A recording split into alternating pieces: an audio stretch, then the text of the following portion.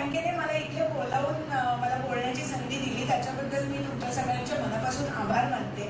कारण एकतर हा ऑडियन्स इतका छान आणि रंगीबेरंगी आणि प्रफुल्ल करणारा आहे की ते बघूनच मला खूप आनंद होतोय. कारण सामान्यतः जर एखाद्या समारंभामध्ये पुरुषांची गर्दी असली तर खूप कमी रंग दिसतात. म्हणजे आज सगळ्या अख्खा हॉलच्या इतक्या सुंदर रंगाने बनलेला आहे, त्यामुळे तो बघूनच मला खूप बोलावंसं वाटतंय. आणि दुसरी गोष्ट म्हणजे हे जे घोषवाक्य आहे बी बोल्ड फॉर अ चेंज, म्हणजे बदलासाठी धाडसी व्हा, हे खूप सुंदर आणि त्याच्यामध्ये खूप अर्थ भरलेला आहे. आता आपण ज्या 11 जणींचा सत्कार इथे केला गेला त्या प्रत्येकीने ते घोषवाक्य जगलेलं आहे. प्रत्येकीने बदलासाठी म्हणून काहीतरी धाडसीपणा केलेला आहे, काहीतरी पाऊल उचललेलं आहे, काहीतरी वेगळं ट्राय केलेलं आहे, काही न चोखाळलेल्या वाटा त्यांनी घेतलेल्या आहेत. आणि इतक्या वेगवेगळ्या क्षेत्रातले हे सगळे लोक आहेत ते मला खरोखरच आवडलं. म्हणजे it's such a beautiful mix. आणि हे जे वाक्य आहे खरं त्याच्यामध्ये एक छान श्लेष आहे म्हटलं तर, की बी बोल्ड फॉर अ चेंज, म्हणजे बदल म्हणून धाडसी व्हा की बदलासाठी धाडसी व्हा. आज आपण समाजामध्ये दोन्ही प्रकारचे लोक बघतो, दोन्ही प्रकारच्या स्त्रियाही बघतो, भारतामध्ये सुद्धा बघतो की नुसता बदल म्हणून धाडसी व्हायचं, म्हणजे धाडसी होण्यासाठी धाडसी व्हायचं, just to be bold, just to prove a point, और काहीतरी बदल घडवून आणण्यासाठी धाडसी व्हायचं. कुठलं तरी जे आजपर्यंत कधी केलेलं नाहीये काम ते करायचं, काहीतरी नवं ट्राय करायचं आणि त्याच्यातनं बदल घडवून आणायचा. की नुसतं केवळ मला बोल्ड व्हायचंय म्हणून बोल्ड व्हायचं, या दोन गोष्टींमध्ये फरक आहे. कालच्याच पेपरमध्ये मी वाचलं की एकाच पेपरमध्ये 2 बातम्या होत्या बाजूला बाजूला. एक बातमी होती ती खरोखरच खूप सुंदर होती, खूप अभिमानास्पद होती. एक पालघरची आदिवासी महिला आहे, साधना कुरकुटे तिचं नाव. तर ती गरोदर असताना तिने रेडिओवरती स्पॉट वाचला विद्या बालनचा स्वच्छ भारत बद्दल आणि तिला आपल्या घरात शौचालय बांधावंसं वाटलं. पण ती आणि तिचा नवरा हे दोघंही रोजंदारीवर काम करायचे, त्यामुळे त्याच्याकडे तेवढे पैसे नव्हते तो बांधवून घ्यायला. की मजूर आणून जर खड्डा खणवायचा तर त्याला पैसे द्यावे लागतील, किंवा स्वतः जर काम करायचं झालं नवरा बायको दोघांनीही तर रोजगार बुडेल. त्याच्यामुळे काय करायचं तर नवरा कामाला गेला आणि ही बाई 7 महिन्याची गरोदर होती, ती पहाड घेऊन खड्डा खणायला लागली. कारण तिच्या मनात एक होतं की माझ्या पोटात जे बाळ वाढतंय ती मुलगी जर असेल किंवा मुलगाही असेल तरी त्याच्या नशिबामध्ये आजपर्यंत माझ्या नशिबात जे आलं होतं ते म्हणजे उघड्यावर जाणं हे नको, तर त्या बाळासाठी मला घरात शौचालय बांधायचंय. तर ती जो तेव्हा खड्डा खणत होती तेव्हा तिथे वर्ल्ड बँकेचे एक ऍडवायझर त्यांच्या कामासाठी जात होते. त्यांनी बघितलं की 7 महिन्याची गरोदर बाई भर उन्हात पहाड घेऊन खड्डा खणते. तर त्यांनी थांबवली त्यांची गाडी आणि तिला विचारलं की तू काय करतेस. तर ती म्हणाली की मी टॉयलेट बांधते. तर त्यांना तिचं इतकं कौतुक वाटलं की त्यांनी तिचा फोटो काढून सोशल मीडियावरती टाकला. आणि सोशल मीडियाची ताकद आज इतकी आहे की तो फोटो पोहोचला परमेश्वर अय्यर नावाच्या केंद्र सरकारच्या स्वच्छता सचिवांकडे. आणि हे परमेश्वर अय्यर ऍक्च्युली खूप चांगलं काम करतात. म्हणजे त्यांनी स्वतःच्या ट्विटरवरती त्यांनी स्वतः टॉयलेटची सफाई केलेली आहे, ते स्वतः शोष खड्ड्यामध्ये उतरून त्यांनी गमेली उचललेली आहे तिथल्या लोकांबरोबर. तर त्यांनी हा फोटो ट्विट केला या सुशीला कुरकुटेचा. आणि सरकारी चक्र हल्ली तिची स्टोरी ही डायरेक्ट पंतप्रधान कार्यालयापर्यंत पोहोचली आणि पंतप्रधान कार्यालयातनं तिला पत्र आलं. तिच्या घरचा टॉयलेट तर बांधून झालाच, पण आजच म्हणजे 8 मार्चलाच आंतरराष्ट्रीय महिला दिनानिमित्त खुद्द पंतप्रधानांच्या हस्ते तिचा आज गांधीनगरमध्ये सत्कार होतो. एका छोट्याशा आदिवासी पाड्यातली मुलगी तिने ठरवलं की मी बदल करणार आहे. आजपर्यंत इतकी वर्ष तिची आई, आजी, पणजी, खापर पणजी ह्या सगळ्या उघड्यावरच शौचाला जायच्या, पण तिने ठरवलं की माझ्या होणाऱ्या बाळाला मी हे करू देणार नाही. आणि हे हा एकमेव उद्देश लक्षात घेऊन त्या मुलीने काहीतरी बदलाचं पाऊल उचललं. ही अत्यंत आनंदाची बातमी होती. आणि त्याच बातमीच्या बाजूला एक म्हैसाळची बातमी होती जी अत्यंत दुःखदायक होती. जी एका हॉस्पिटलमध्ये, एका परवानगी नसलेल्या हॉस्पिटलमध्ये स्त्री भ्रूण हत्या चालते आणि ते करताना एका बाईचा मृत्यू झाला. त्याच्यातनं हे सगळं उघडकीला आलं आणि कोणीतरी डॉक्टर होता तो, जो त्याची डिग्री पण व्यवस्थित नव्हती, पण तो बऱ्याच वर्षापासून हे काम करत होता. आणि हे हॉस्पिटल महाराष्ट्र आणि कर्नाटकच्या सीमेवरती होतं, त्याच्यामुळे दोन्ही ठिकाणावरनं लोक यायचे त्याच्याकडे. आणि गेल्या 1-1.5 वर्षामध्ये त्यांनी किती मुलींचा जगण्याचा हक्क नाकारला असेल याची तुम्ही कल्पना करू शकता. म्हणजे एकाच वेळी ह्या देशामध्ये देशामध्ये एक आई अशी आहे जी आपल्या होणाऱ्या बाळासाठी, होणाऱ्या मुलीसाठी म्हणते की मी तिच्यासाठी काहीतरी करेन जे आजपर्यंत मला मिळालं नव्हतं. आणि त्याचबरोबर असे नालायक आई बाबाही आहेत या देशामध्ये की जे मुलींना जन्मही नाही घेऊ देत. त्याच्यामुळे आपण असं नाही म्हणू शकत की आज बायकांची परिस्थिती भारतामध्ये खूप चांगली आहे, पण असंही नाहीये की सगळीकडेच बायकांवरती अन्याय होतोय किंवा सगळीकडेच त्यांना पूर्णपणे ऑप्रेस केलं जातंय. हे जे एकांगी चित्रण दाखवलं जातं दोन्ही बाजूने म्हणते मी, ते मला खरोखरच आवडत नाही. कारण आपण जेव्हा आपल्या आजूबाजूला बघतो तेव्हा आपल्याला दिसतं की बायका खूप क्षेत्रामध्ये कर्तबगारी दाखवत आहेत. आता तर कॉम्बॅट झोनमध्ये पण बायका जाणार असं मनोहर पर्रिकर यांनी जाहीर केलंय. म्हणजे फायटर पायलट पण आता बायका होऊ शकतील. याच्यापूर्वी एअरफोर्समध्ये बायका कधी कॉम्बॅट रोल घ्यायच्या नाहीत, पण तेही आता पॉसिबल आहे. आणि त्याचबरोबर ह्या अशाही बातम्या येत आहेत. त्यामुळे अशा इतक्या कॉन्ट्रडिक्शन असलेल्या देशामध्ये आपण जगतो आहोत, तर त्याचं काय करायचं. आता गेल्या आठवड्यामध्ये इस्रोने 104 उपग्रह अवकाशात सोडले. तो जागतिक विक्रम होता. आणि तो जे करणारी टीम होती शास्त्रज्ञांची त्याच्यामध्ये बऱ्याच स्त्रिया होत्या, म्हणजे लक्षणीय संख्येने त्याच्यामध्ये स्त्रिया होत्या. पण हे स्त्रियांचे फोटो जेव्हा व्हायरल झाले तेव्हा त्या स्त्रिया चक्क साडी नेसलेल्या, केसात फुलं मांडलेल्या, मोठी बिंदी लावलेल्या, म्हणजे थोडक्यात सांगायचं तर कोट अनकोट पारंपरिक दिसणाऱ्या होत्या. आणि त्याच्यावरती सोशल मीडियामध्ये बरीच टीकाही झाली. म्हणजे सोशल मीडियावर तर तशी टीका होतच असते की या बायका अगदीच काकूबाई दिसतात, ह्या कशा शास्त्रज्ञ होऊ शकतात वगैरे. पण मुळात आधुनिकता ही कशात असते? तुमच्या आचारात असते, तुमच्या विचारात असते की तुमच्या वेशात असते? ह्या प्रश्नाचं उत्तर कुठेतरी आपण द्यायला नसलं तरी आपण स्वतः मनाशी तरी त्याचा विचार केला पाहिजे.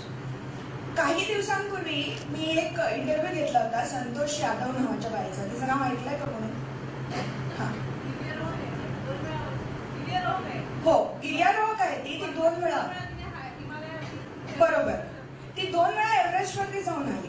मी दिल्लीला गेले होते तेव्हा तिची आणि माझी गाठभेट केवळ कर्मधर्म संयोगाने पडली. मी ज्या हॉटेलमध्ये राहिले होते तिथे ती लॉबीमध्ये बसली होती आणि तिला बघितलं तर तिच्या डोक्यावरला पदर होता, हातभर कापणं होती, भांगेत पूर्ण सिंदूर होता आणि ती तिच्या मुलाला त्याचा होमवर्क घेत होती संध्याकाळी त्या लॉबीमध्ये बसून. तिच्याकडे बघितल्यावर मलाच काय कुणालाही वाटलं नव्हतं की ही बाई गिर्यारोहक असेल ना, इतकी ती साधी दिसत होती. आणि मला कोणीतरी सांगितलं की या बाई कोण आहेत माहितीये का तुम्हाला? या गिर्यारोहक आहेत, या संतोष यादव आहेत. मग त्याच्यानंतर मी त्यांना जाऊन भेटले आणि त्यांच्याशी बोलले आणि त्यांचा इंटरव्ह्यू घेतला. तर त्याच्यातनं मला खूप शिकायला मिळालं. कारण एकतर ही बाई इतकी साधी आहे आणि तरी सुद्धा ती तिच्या क्षेत्रातली एवढी जाणकार आहे की तिच्याशी बोलताना असं शब्दाला तिचा आत्ममान मला जाणवत होतं. त्या राजस्थान मधल्या, मुळात बिहारच्या, पण राजस्थान मधल्या एका छोट्या खेड्यात त्या वाढलेल्या होत्या. त्यांना 2 मोठे भाऊ होते आणि त्यांच्या आई वडिलांनी त्या काळामध्ये त्यांच्या मोठ्या भावांना हॉस्टेलमध्ये शिकायला ठेवलं, इंग्रजी शाळेमध्ये, आणि ह्यांना गावामध्ये हिंदी शाळेत घातलं. त्याच्यानंतर 10वी पर्यंत ते हिंदीतनं शिकल्या. त्याच्यानंतर त्या जयपूरला कॉलेजला गेल्या आणि तिथे कॉलेजला असताना ते NCC करताना त्यांच्या एका टीचरने त्यांना गिर्यारोहणाची आवड लावली आणि त्याच्यानंतर मग त्या नेहरू इन्स्टिट्यूटमध्ये गेल्या. त्याच्यानंतर BSF मध्ये गेल्या. त्याच्यानंतर त्यांनी 2 वेळेला एव्हरेस्टवरती चढाई केली. हा सगळा इतिहास ज्ञात आहे. तर मी त्यांना विचारलं की मुळात तुम्हाला असं वाटतंय का की आई वडिलांनी तुमच्यावर अन्याय केला, की तुमच्या भावंडांना, तुमच्या भावांना त्यांनी इंग्रजी शाळेत पाठवलं आणि तुम्हाला हिंदी शाळेत पाठवलं, याचं कधी तुम्हाला वाईट वाटतं का? तर त्या आधी हसल्या. मला म्हणाल्या माझ्या आई वडिलांनी 20 वर्षापूर्वी काहीतरी विचार करून तो निर्णय घेतला होता. असंही असू शकतं की त्यांच्याकडे तेव्हा तेवढेच पैसे होते की ते 2 मुलांना हॉस्टेलमध्ये पाठवू शकत होते, मला नव्हते पाठवू शकत. मी धाकटी होते आणि मुलगी गावात डोळ्यासमोर राहावी म्हणून त्यांनी कदाचित मला हिंदी शाळेत पाठवलं असेल. काहीतरी त्यांच्या डोक्यात विचार करून त्यांनी तो निर्णय घेतलेला असेल. पण मला त्यांनी हिंदी शाळेत पाठवलं म्हणून पुढे मी त्या कॉलेजमध्ये गेले, म्हणून मला ते टीचर भेटला, म्हणून मी गिर्यारोहक झाले, म्हणून माझ्या आयुष्याला ही दिशा सापडली. तर आता मी ते 25 वर्षापूर्वी माझ्यावर अन्याय झाला हो म्हणून गळे काढत रडत बसू, की माझ्या आई वडिलांनी माझ्यासाठी इतकं सारं केलं आणि ह्याच्यामुळे माझ्या जीवनाला एक निश्चित दिशा मिळाली, तर त्याचा अभिमान बाळगू. तो माझा चॉईस आहे. मी आधी माझ्यावरती कोणी किती अन्याय करतं that is not in my hands, पण त्या सिच्युएशनला मी कसं तोंड देऊ शकते किंवा त्याच्याबाबत मी काय करू करू शकते किंवा त्या सिच्युएशन मध्ये मी काय केलं म्हणजे बदल घडवून येईल, मी कसं धाडस केलं तर मी ती सिच्युएशन बदलू शकते किंवा बदलू शकले नाही तरी तो प्रयत्न कसा मी प्रामाणिक कसं करू शकते हे माझ्या हातामध्ये आहे. त्याच्यामुळे कायमच जर स्त्री विक्टिम आहे, तिच्यावर जन्मजन्मांतरी कसा अन्याय झालेला आहे असंच मी रडगाणं गात राहू की या सिच्युएशन मधनंही मी बाहेर पडले आणि मी आज जी आहे त्याचा मला अभिमान आहे. आणि माझ्या आई वडिलांनी माझ्यासाठी खूप केलंही आहे. तेही त्यानंतर म्हणाल्या की माझ्या आई वडिलांनी नंतर मला कधी गिर्यारोहण करू नको असं सांगितलं नाही किंवा महिन्याच्या महिने पुरुषांबरोबर मोहिमेवर जाताना त्यांनी कधी मला एका शब्दाने विचारलं नाही. याबद्दल मी त्याचे आभार मानू की त्यांनी कधीतरी मला हिंदी शाळेत पाठवलं होतं आणि माझ्या भावांना इंग्रजी शाळेत पाठवलं होतं म्हणून रडत बसू. तर हा जो विक्टिम ॲटिट्यूड आहे तो आपल्याकडे बऱ्याच वेळेला अनफॉर्च्युनेटली दिसतो. तुम्हाला कदाचित माझं म्हणणं पटत असेल नसेल पण हा आपल्याकडे बराचसा दिसतो. मी आता तुम्हाला जे सांगितलं की बी बोल्ड फॉर चेंज ह्याचे दोन अर्थ होऊ शकतात, त्याचे दोन आयाम होऊ शकतात. एक म्हणजे बदलासाठी धाडसी व्हा आणि दुसरं म्हणजे बदल म्हणून धाडसी व्हा. आता हे बदल म्हणून धाडसी व्हा हे जे प्रकरण आहे ते आता बरंचसं बोकाळलेलं आहे. हल्ली मी एक JNUचा व्हिडिओ बघितला तर त्या JNUच्या व्हिडिओमध्ये म्हणजे तो अत्यंत खरं तर ओंगळवणा व्हिडिओ होता कारण त्यांनी ते किस फॉर लव्ह ही कॅम्पेन केली होती. आता मला आधी सांगायचं आहे, मी परदेशात राहिलेली आहे, मला पब्लिक डिस्प्ले ऑफ अफेक्शनमध्ये काही वाईट वाटत नाही किंवा दोन माणसं प्रेमात असली तर ती सुंदरच दिसतात. त्यांनी एकमेकांचा हात धरला किंवा त्यांना वाटलं एकमेकांचं चुंबन घ्यावं तर काही सिच्युएशन मध्ये मला त्याचं काहीही वावगं वाटत नाही. पण या व्हिडिओमध्ये ती मुलं मुली अक्षरशः एकत्र जथ्याने जमून ती तिथे उभी राहून कुणी यावर टिकली मारून जावं अशा याच्यामध्ये की या आणि चुंबन घ्या असं चालू होतं त्यांचं, कारण त्यांना राईट टू किस पाहिजे होता. त्याच्यामुळे मुलांची मुलींची, एकच मुलगा मल्टिपल मुलींची, एकच मुलगी मल्टिपल मुलांची, अक्षरशः ते म्हणजे त्या घोळक्यामध्ये एक मुलगा उभा होता तो म्हणायचा कुणाला मला चुंबन द्यायचं त्याने यावं आणि कोणीही यायचं त्या घोळक्यामधनं आणि चुंबन म्हणजे लिटरली लिप टू लिप किस घ्यायचं, असं गालावर बिलावर नाही. तर हे जे हा जो प्रेमाचा घाऊक प्रतीक आहे बेसिकली एक चुंबन किंवा किस ही दोन माणसांमधल्या प्रेमाची एक खूप इंटिमेट जेस्चर असते. तर तिचं असं घाऊक ऑप्शन करणं ते सुद्धा तुम्हाला राईट टू किस हा कसला राईट आहे तुम्हाला? आणि हे हा राईट टू किस मागणारी मुलं कोण आहेत ज्यांना कधीही त्यांच्या हक्कासाठी झगडावं लागलं नाही. सगळे हक्क त्यांना आयते मिळालेले आहेत. त्यांच्या शिक्षणाचा खर्च त्यांचे आईबाप करतायत किंवा सरकार करतंय. त्यांनी कधीही स्वतःच्या आवाजासाठी त्यांनी कसलाही लढा लढलेला नाहीये आणि जेव्हा लढायची वेळ येते तेव्हा तुम्ही कसला लढा लढता? तर राईट टू किस. तुम्ही कितीतरी गोष्टी करू शकता या देशामध्ये. तुम्ही मासिक पाळीबद्दल या देशामध्ये गहन अज्ञान आहे.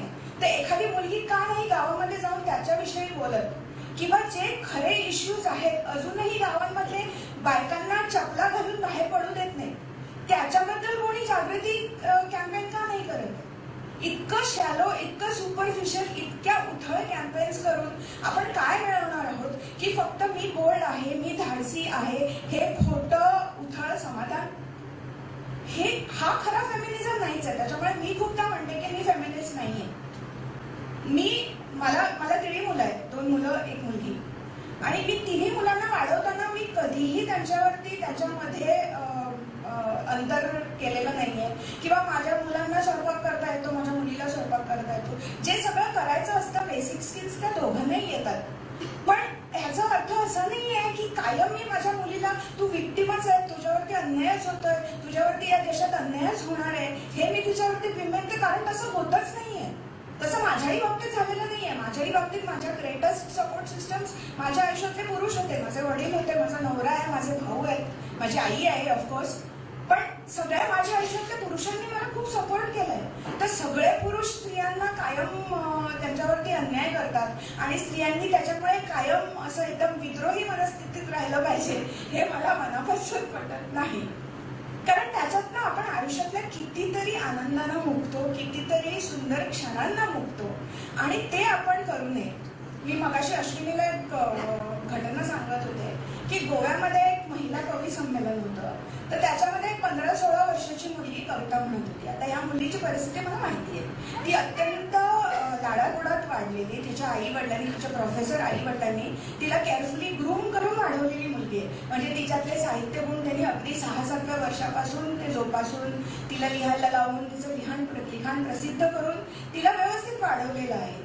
तर ही मुलगी कविता म्हणताना तिने स्त्रियांवरती कसा जन्मोजन्मीचा अन्याय होतोय, स्त्रिया या देशामध्ये कशा अन्यायात खितपत पडलेल्या आहेत, कसा त्यांना कायम अंधारच दिसतो, कसा त्यांच्या जीवनामध्ये आशेचा किरणच नाहीये आणि स्त्री जन्म मिळणं म्हणजे कशी पापाची परमावधी आहे वगैरे अशी कविता तिने केली.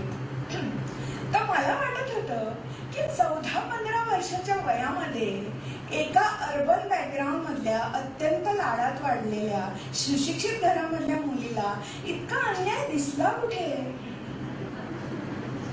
मी 14 वर्षाची असताना मला एकच इच्छा होती की आता पुढचं लायब्ररीतलं पुस्तक कुठून आणायचं किंवा कॉलेजमध्ये गेल्यावरती कॉलेजमध्ये माझ्या मैत्रिणींबरोबर काय करायचं.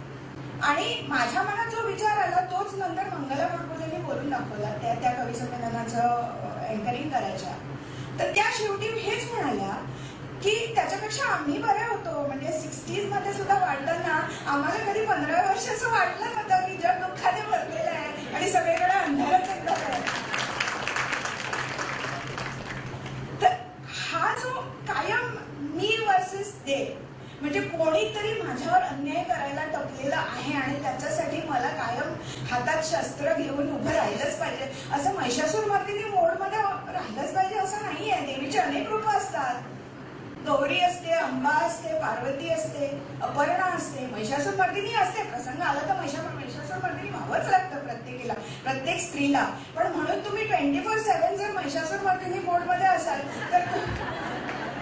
तर तुमचा अर्णब गोस्वामी होईल, कारण तुम्ही कायम ओरडतच राहणार. त्यामुळे बी बोल्ड फॉर चेंज म्हणजे तुमच्या आयुष्यामध्ये तुम्ही खरे बदल घडवून आणा की ज्या बदलामुळे तुमचं आयुष्य बदलून जाईल, त्याच्यामुळे कदाचित समाजही थोडाफार बदलून जाईल. कारण खरं सांगायचं तर तुमच्या एका छोट्या ऍक्टमुळे किंवा कोणाच्याही छोट्याशा एका जेस्चरमुळे पूर्ण समाज बदलतो असं कधीच होत नाही. एक गोष्ट मी ऐकली होती, एक झेन कोआन होती की एका समुद्र किनाऱ्यावरती भरती येऊन गेलेली आहे आणि खूप असे मासे तिकडे तडफडत आहेत, हजारोनी मासे तिथे तडफडत आहेत. आणि एक बुद्धिस्ट साधू तो तिथे त्या समुद्र किनाऱ्यावर चालतोय आणि तो खाली वाकून एक मासा उचलतोय तडफडणारा आणि पाण्यात सोडतोय, परत खाली वागतोय, परत एक उचलतोय, परत पाण्यात फेकतोय. असं त्याचं बराच वेळ चाललेलं असतं, 2-3 तास. आणि त्याला बघणारा त्याचा शिष्य मागे उभा असतो. तो त्याला म्हणतो की इथे हजारो मासे आहेत आणि तुम्ही 3 तास काढून किती फेकले? 15-20 फेकले असतील. तर तुम्हाला असं वाटतं का is it really going to make a difference की तुम्ही जे काय करताय, तुम्ही पूर्ण दिवस जरी घालवला तरी तुम्हाला वाटतं का की ह्या 1000 माशांना तुम्ही मदत करू शकाल?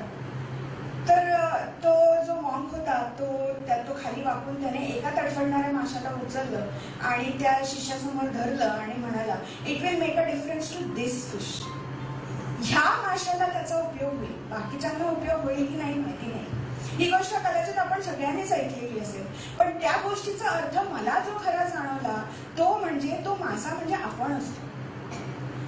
कारण मदत करणारा आपण नसतो. जरी आपण मदत केल्याचं आपल्याला वाटत असतं तरी we are not the monk, we are the fish. कारण ते आपण आपल्यासाठी करत असतो. It makes a difference to us. त्याच्यासाठी आपण ते करतो. त्याच्यातनं दुसऱ्यांना बदल झाला, समाजामध्ये बदल झाला तर it is great, it is a by product. पण आपण ते करत असतो कारण आपल्याला अन्याय सहन होत नसतो, आपल्याला कुठेतरी त्या अव्यवस्थेबद्दल खूप वाईट वाटत असतं आणि त्याच्यासाठी काहीतरी करावं म्हणून आपण ते करत असतो.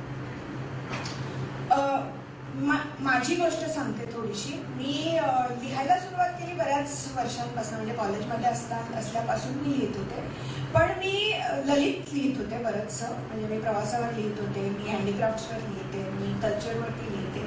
राजकीय लिखाण तसं फार कमी केलं होतं, कारण मी जेव्हा मास कम्युनिकेशन्स करायला लागले तेव्हा मला असं जाणवलं की तुमच्याकडनं असं अपेक्षित असतं की तुम्ही एक विचारधारा धरावी आणि त्याच विचारधारेचे पिक्चर्स तुम्हाला दाखवले जातात, त्याच विचारधारेची पुस्तकं तुम्हाला वाचवली जातात आणि तुम्ही त्याच्या विरुद्ध काही बोललात तर तुम्हाला ते बोलायचा हक्क नाही किंवा तुमच्यासारख्या म्हणजे इतकं हायपर असू नये असं तुम्हाला सांगितलं जातं. आणि हे विचार जे असतात मोस्टली ह्युमॅनिटी स्कूलमध्ये किंवा मास कम्युनिकेशनच्या इन्स्टिट्यूटमध्ये ते मोस्टली डावे विचारांचे लोक असतात.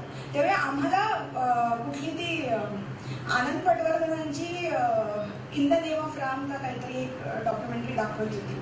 तर ती राम जन्मभूमी वादावरची होती आणि ती इतकी एकांगी आणि इतकी द्वेषाने भरलेली होती आणि इतकी वाईट होती मुळात. As a film it was a very very badly made film. पण आम्हाला दुसरं कोणी काही दाखवलंच नाही. आम्हाला ती एक फिल्म दाखवली आणि आम्हाला सांगितलं गेलं की या फिल्मवरती चर्चा करा. आणि चर्चा करताना माझ्यासारखे एक दोन जे असे होते, आम्हाला वाटलं की ही फिल्म खूप वाईट आहे, खूप एकांगी आहे, याच्यामध्ये दुसऱ्या बाजूचा विचारच नाही केलेला, दुसरी बाजू मांडलेलीच नाहीये. तर आम्ही जर बोलून दाखवायला लागलो तर आम्ही दोघे होतो आणि बाकीच्या बाजूने विचार करणारे 28 लोक होते. त्यामुळे तुमचा आवाज कुठेतरी म्हणजे प्रकट होतच नव्हता तिथे. आणि जरी तुम्ही बोललात तरी हा तुम्ही म्हणजे यू आर कम्युनल हा शिक्का तिथे बसायचा पटकन. त्यामुळे त्याच्यामुळे आणि 20-21च्या वर्षात ते हँडल करायचं तुमच्याकडे धैर्य नसतं खरं सांगायचं तर. त्याच्यामुळे मी नंतर राजकारणावरती फारसं लिहिलंच नाही. पण नंतर जेव्हा खूप सोशल मीडिया नावाची एक वंडरफुल गोष्ट घडली की ज्याच्यामध्ये मी काय लिहिते ते मला थेट लोकांपर्यंत पोहोचवता आलं. मला त्याच्यासाठी कोणी संपादक नको होता, मला त्याच्यासाठी कोणी वर्तमानपत्र नको होतं, मला त्याच्यासाठी कोणी मासिक नको होतं. माझे विचार माझे जसे आहेत ते व्यक्त करायची मला परवानगी होती आणि मी ज्या भाषेत व्यक्त करायचे तेही मी व्यक्त करू शकत होते. तेव्हा मी जेव्हा व्यक्त करायला लागले ते मला वाटतं 2013ची गोष्ट आहे ही, इलेक्शनच्या आधीची. तेव्हा मी मोदींच्या बाजूने काहीतरी सोशल मीडियावरती बोलले तर एका 75 का 65 वर्षाच्या माणसाने मला अत्यंत गलिच्छ भाषेमध्ये की तुला जर मोदी आवडतात तर तू मोदींबरोबर व्हॉटएव्हर असा कॉमेंट त्याने माझ्या सोशल मीडियावरती केला होता. आता हा माणूस दिसायला टागोरांसारखा दिसतो. तो सिव्हिल सोसायटी नावाचं एक वृत्तपत्र चालवतो आणि तो एरवी खूप असा शांत सभ्य विचारवंत वगैरे असा म्हणून ओळखला जातो. पण त्या माणसाला वाटत होतं की एका स्त्रीशी इंटरनेटवरती असा गलिच्छ कमेंट करणं वॉज कम्प्लिटली एक्सेप्टेबल. का तर माझे विचार त्याच्या विचारांशी जुळत नव्हते. आणि ही जी स्मिअर कॅम्पेन आहे ही खूप कन्सिस्टंटली होत आलेली आहे तेव्हापासून आतापर्यंत माझं जवळजवळ 80,000 फॉलोअर्स आहेत. अजूनही मला इनबॉक्समधून दिवसाला 3 वेळेला तरी असे मेसेजेस येतात वेगवेगळ्या याच्यात. मला 2 वेळा पोलिसात जावं लागलेलं आहे कंप्लेन करून, जेव्हा ऍक्च्युअल कंप्लेंट झाल्या किंवा जेव्हा ऍक्च्युअल धमक्या आल्या तेव्हा. आणि तुम्हाला बीजेपीकडनं किती पैसे मिळतात हे तर म्हणजे मला जर 1 रुपया दिला नसता कोणी की प्रत्येक वेळेला मला हा प्रश्न त्यांनी विचारला तर आतापर्यंत मला वाटतं मला माझ्या मुलांच्या कॉलेज फंडसाठी काही काम वगैरे करावं लागलं नसतं. 3 मुलांसाठी. आणि विनोदाची गोष्ट सोडून द्या, पण हे जेव्हा झालं पहिल्यांदा तेव्हा मला त्याचा खरोखरच त्रास झाला. कारण एकतर अशा अश्लाघ्य आणि असभ्य भाषेत माझ्याशी आजपर्यंत आयुष्यात कोणीही बोललं नव्हतं. त्यामुळे अशा भाषेत कोणीतरी आपल्याशी बोलू शकतं, अशी धमकी कोणीतरी आपल्याला देऊ शकतं, हेच माझ्यासाठी फार शॉकिंग होतं. आणि त्यावेळेला काही काळ म्हणजे 1-2 दिवस मी काही लिहिलं नाही आणि मी विचार करत होते की आता काय करायचं. आता लिहायचं, व्यक्त व्हायचं, मला जे वाटतं ते बिनधास्तपणे बोलून टाकायचं की हे असं होणार आहे आता दिसतंय तर जाऊ दे, आपण आपल्या साड्यांवरती लिहू, आपण आपलं व्हॉटएव्हर. नाही, साड्यांवरती लिहिते हे म्हणत नाही सांगत आहे. साड्यांवरती एका धागा सुखाचं नावाचं ब्लॉग लिहिते. तर फक्त साड्यांवरतीच लिहायचं का प्रवासावरती लिहायचं, पालकत्वावरती लिहायचं आणि जाऊ दे राजकारणात कशाला पडायचं आपण असं करायचं. तर ह्या बाबतीत मी माझ्या नवऱ्याशी बोलले. मी आता मगाशी सांगितलं तसं की माझ्या फॅमिलीचा मला खूप सपोर्ट आहे. मी त्याला विचारलं, हे बघ हे असं होतंय आणि अशा धमक्या येत आहेत, ही अशी भाषा माझ्याबद्दल वापरली जाते, तर तुझं काय त्याच्याबद्दल मत आहे? Do you think I should go ahead, do you think I should stop? तुला ते वाचून तुला काय वाटतंय? तर त्याने ते वाचलं शांतपणे. तो मला म्हणाला, I think you are strong enough to handle it, it's your call. तू विचार कर तुला काय करायचं. पण एक लक्षात ठेव, तू आता लिहायचं सोडलंस तर दे हॅव वन. म्हणजे तू लिहू नये म्हणून त्यांनी जे लिहिलं होतं ते तू त्यांना यशस्वी होऊ दिलंस. तू you decide whether you want to let them win or you want to say की नाही मला जे वाटतं ते मी बोलणार.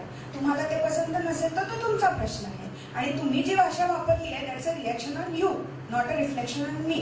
तुम्ही माझ्याशी या गलिच्छ भाषेत बोललात तो तुमचा प्रॉब्लेम आहे, माझा प्रॉब्लेम नाहीये.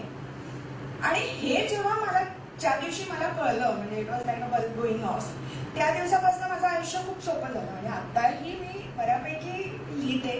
मला साध्वी शेफाली म्हणतात लोक बरेचसे. पण आता मलाच असं वाटतं, मला जे वाटतं ते मी लिहिते. ते तुम्हाला पटत असेल नसेल किंवा ते तुम्हाला न पटणं हा तुमचा हक्क आहे. पण म्हणून तुम्ही माझ्यावरती असभ्य शब्दात टीका नाही करू शकत. तुम्ही माझे विचार फोडून टाकू शकता. तुम्ही माझे विचार कसे रॉंग आहेत, कसे चूक आहेत तुम्हाला पटवून देऊ शकता. पण मी हे विचार व्यक्त करते म्हणून मी एका अमुक टाईपचीच व्यक्ती आहे असं तुम्ही माझ्या विरुद्ध नाही बोलू शकत. तो तुम्हाला हक्क नाहीये. आणि तसं तुम्हाला बोलायचंच असेल तर इट एक्सपोजेस युअर माइंडसेट. हे मी तेव्हापासून पाळलेलं आहे आणि ते तेव्हापासून आता बऱ्यापैकी चालू आहे. सांगायची गोष्ट अशी की कुठल्याही क्षेत्रात तुम्हाला व्यक्त व्हायचं असेल तर व्यक्त व्हा. तुम्हाला बदल करायचे असतील तर बदल करा. लोक काय म्हणतील किंवा आता मला असं कोणीतरी बोललं तर मी काय करू. आणि बायकांच्या बाबतीमध्ये तर चारित्र्य हे फार सोपं कॉईन असतं. त्याच्यावरती शिंतोडे होणं फार सोपं असतं की कुणी कुणाशी बोललात तुम्ही किंवा काही नाही बोललात तरी लोकांना काही बोलता येतं, काही करता येतं, ती गोष्ट वेगळी. पण त्याच्यासाठी तुम्हाला तेवढं खंबीर व्हावं लागतं, तेवढं बिंदास व्हावं लागतं. आणि मुळात हे सगळे शब्द तुम्हाला त्या शब्दांची नांगी तुमच्या मनामध्ये तुम्हाला ठेचावी लागते. म्हणजे मग हे शब्द ऐकले तरी तुम्हाला त्रास होत नाही. आता मी हे शब्द तुमच्या पुढे बोलून दाखवू शकते पण कदाचित या ऑडियन्सला ते आवडणार नाही म्हणून मी बोलू शकत नाही. पण मला बोलताना त्याच्यामध्ये काही वाटत नाही कारण मी ते बोललेले नाहीये, ते कुणीतरी मला बोललेले. तर मुळात परत आता शेवटी अजून एक गोष्ट सांगते. मगाशी जेन कोहेन सांगितलेली तशी होती की एक शेतकरी असतो तर त्याला एक गरुडाचं अंड सापडलं. ते त्याला गरुडाचं असतं हे माहिती नसतं. त्याला कुणाचं तरी अंड खाली पडलेलं सापडतं आणि तो घरी येतो आणि ते अंड त्याच्या कोंबड्यांच्या गुराड्यामध्ये ठेवतो. आणि काही दिवसानंतर ती कोंबडी उगवते, तिच्या अंड्यांबरोबर ते गरुडाचं अंड पण उगवते आणि त्या गरुडाचं पिल्लू बाहेर येतं. पण त्या गरुडाच्या पिल्लाला माहिती नसतं की आपण गरुड आहोत कारण त्याची आई कोंबडी असते आणि त्याच्या बरोबरची इतर पिल्लंही कोंबडीची असते. त्याच्यामुळे त्याच्या मनात असं कायम वाटत असतं की मी कोंबडीच आहे. तेव्हा तो कोंबडीसारखं वागतं, ते उडायचा प्रयत्न नाही करत, त्या आईच्या मागे मागे फिरतं. ते बरोबर त्याच्या मनामध्ये ते कोंबडीच असतं.